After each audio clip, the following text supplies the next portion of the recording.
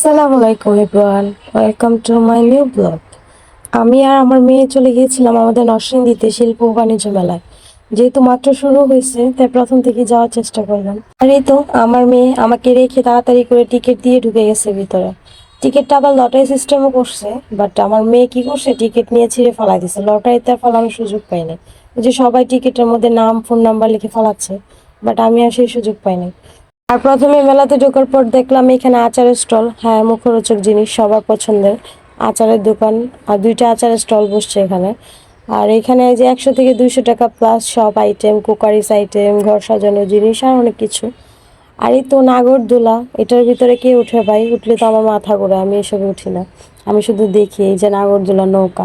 আর এখানে কসমেটিক্স আইটেমগুলো অনেক সুন্দর ছিল, বাচ্চাদের ক্লিপ, চুড়ি, আর হচ্ছে মাথার অনেক সুন্দর সুন্দর জিনিস বাচ্চাদের। বড়দেরও ছিল কাঁকড়া। তো এখানে খেলনা দোকান দেখলাম, এখানে তো দেখে আমার মেয়েকে নেওয়াই যাচ্ছিল না, খেলনা দেখে তো ওর মাথা নষ্ট। তারপর এই যে এই রাইডটা, আমি এই রাইডটার মধ্যে উঠছি, আমি আমার মেয়ে।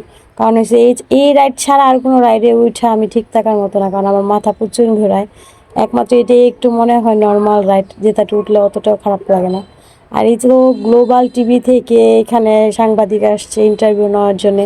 এই ভাইয়াটার ইন্টারভিউ নিচ্ছিল, আমারও ইন্টারভিউ নিছে, বাট ওইটা ভিডিও করা হয় নাই, কারণ ভিডিও করার মধ্যে কেউ ছিল না যে ভিডিও করবে।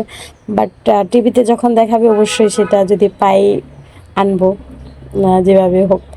আর এই তো আইসগুলা, নানান ধরনের মজার খাবার।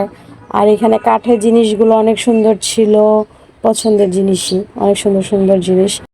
দেন চলে গিয়েছিলাম আরেকটি স্টলে। এখানে সুন্দর সুন্দর অনেক কিছু পাওয়া যাচ্ছিল, পুতুল, তারপর নানান ধরনের ঘর সাজানোর জিনিস, স্টিলের জিনিস, কুকারিস, আর হচ্ছে মেলামাইনেরও কিছু প্লেট বাটি এগুলো ছিল। আর ঘর সাজানোর জন্য অনেক সুন্দর সুন্দর জিনিসই ছিল। এই যে আরেকটা রাইড, মাথা ঘুরানি রাইড, এটার মধ্যে বসে কিভাবে আমি জানি না। আমি একবার বসছিলাম, একবার বসার পরে আমার শিক্ষা হয়ে গেছে। তারপর মেলা 4-5টা ঘুরে দেখতেছিলাম। আমি যখন গেছি তখন মানুষ কম ছিল, বাট আস্তে আস্তে প্রচুর লোকজনের ভিড় হয়ে যাচ্ছিল, যেহেতু বিকাল টাইম সবাই চলে আসছে। আর এখানে যে পানি ঝর্ণাটা করছে এটা সবাই দেখতেছিল, সবাই ছবি টবি তুলতেছিল, ভিডিও করতেছিল। সাথে প্রচুর মিউজিক ছিল। মিউজিক আর আপনাদের শোনাতে পারলাম না, যেহেতু কপিরাইট ইস্যু চলে আসবে, তাই মিউজিকের চোটে একদম অনেক বাচ্চা নাচানাচি করতেছিল। আমার মেয়ে তো পুরাই লাফালাফি, বারবার পানি ধরতেছিল গিয়ে। আর এই তো এখানে পুরা ভিড় জমে গেছে, অনেক মানুষ, মনে হয় মেলার অর্ধেক মানুষই ঝর্ণার দৃশ্যই দেখতেছে। আর প্রচুর গানের মিউজিক ছিল, ভালোই লাগতেছিল। বাট সন্ধ্যা হয়ে গেছে, বাসায় চলে যেতে হবে, তাই বের হয়ে গেলাম মেলা থেকে। যেহেতু আমি আর আমার মেয়ে আসছি, হাজব্যান্ডকে নিয়ে আসি নাই, তার সন্ধ্যার আগে বাসায় যেতে হবে, কিছু করার নেই। তো এই তো চলে যাচ্ছি বাসায়। আর সন্ধ্যার পরিবেশটা বেশি সুন্দর লাগতেছিল, বাট কিছু করার নাই, যেহেতু অনেক সন্ধ্যা হয়ে গেছে, আমি আর আমার মেয়ে, সাথে কেউ আসে নাই আর, তাই চলে যাচ্ছিলাম। ভিডিওটি ভালো লাগলে অবশ্যই সবাই লাইক, কমেন্ট এন্ড শেয়ার দিয়ে দিবেন।